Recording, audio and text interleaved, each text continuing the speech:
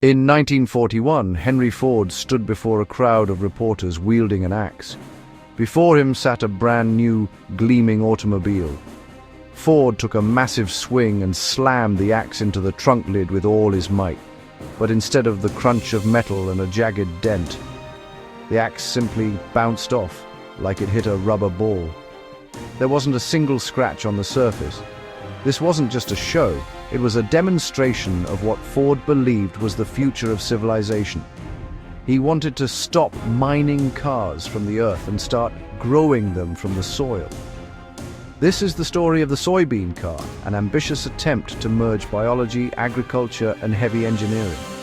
But as is often the case in the history of technology, what works perfectly in a laboratory breaks when it hits the hard walls of industrial logic and global conflict. By the early 1940s, the automotive industry had hit a steel wall. Cars were getting heavier, and heavier cars needed more powerful engines, which made them even heavier. It was a loop, an inefficient one. And then came a much bigger problem. World War II was looming. Steel became a strategic resource. Armies needed tanks, ships, and shells. Every kilogram of metal used for a civilian car was a kilogram taken away from the front lines. Henry Ford, a fanatic for efficiency and a friend to the farmer, saw a way out through plastics, but not the cheap, brittle plastic we think of today. He envisioned a composite material created by nature itself. Ford handed the project to the Soybean laboratory in Greenfield Village. His idea was revolutionary. Create a car body that was lighter than steel, stronger than steel, and entirely renewable. What was it from a physics standpoint? Engineers designed a tubular steel frame and attached 14 plastic panels to it. The result? The car weighed only 2,000 lbs, about 900 kilos. For comparison, a standard steel car of the same era weighed 1,000 lbs more. Think about that for a second. A 33% reduction in mass. With one decision, this immediately changes the entire physics of the vehicle. Lower inertia, the car is easier to stop and accelerate. Lower rolling resistance, fuel consumption drops significantly. Lower center of gravity, improved handling and safety. The chemistry was even more fascinating. While the exact formula is lost, records show a complex mix. Soybean fibers, wheat, hemp, flax, and rami. This mixture was impregnated with phenolic resin and formaldehyde. In modern engineering terms, Ford had created one of the first industrial biocomposites.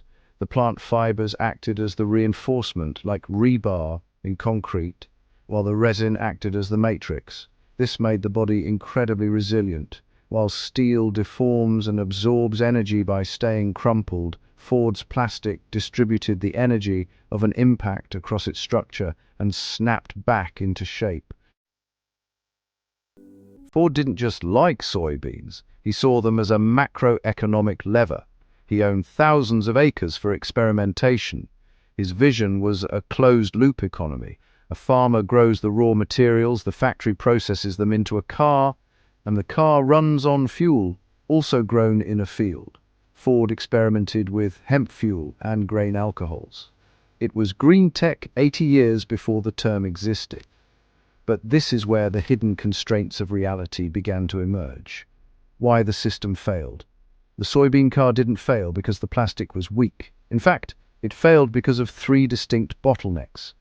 The production bottleneck, thermal management. Stamping a steel fender takes seconds. A massive press hits a sheet of metal, and it's done. Ford's plastic panels had to be baked and cured. In a mass production environment where a car needs to roll off the line every few minutes, this delay was fatal. You either slow down the factory by 10x or build a factory 10x larger. The black swan of war. In December 1941, the US entered World War II. All civilian auto production was halted. Experiments with vegetable cars became a luxury the world couldn't afford. Resources were funneled into proven technologies. Steel was scarce, but the infrastructure for working with it was already perfected. Material limitations. While the axe bounced off, the plastic had its quirks. Reports suggest the car had a distinct unpleasant odor due to the formaldehyde and organic components. Furthermore, there were concerns about long-term durability. How would the organic fibers react to decades of UV exposure or extreme temperature shifts? The oil revolution. After the war, the rise of the petrochemical industry changed everything.